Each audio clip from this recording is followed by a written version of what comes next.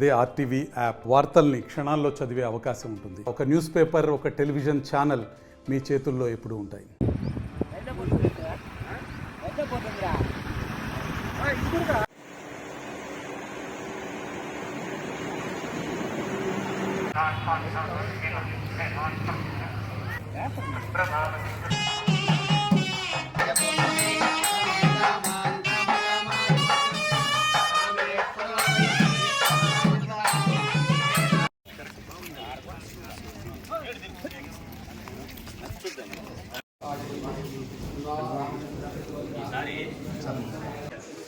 దానివల్ల ప్రిపరేషన్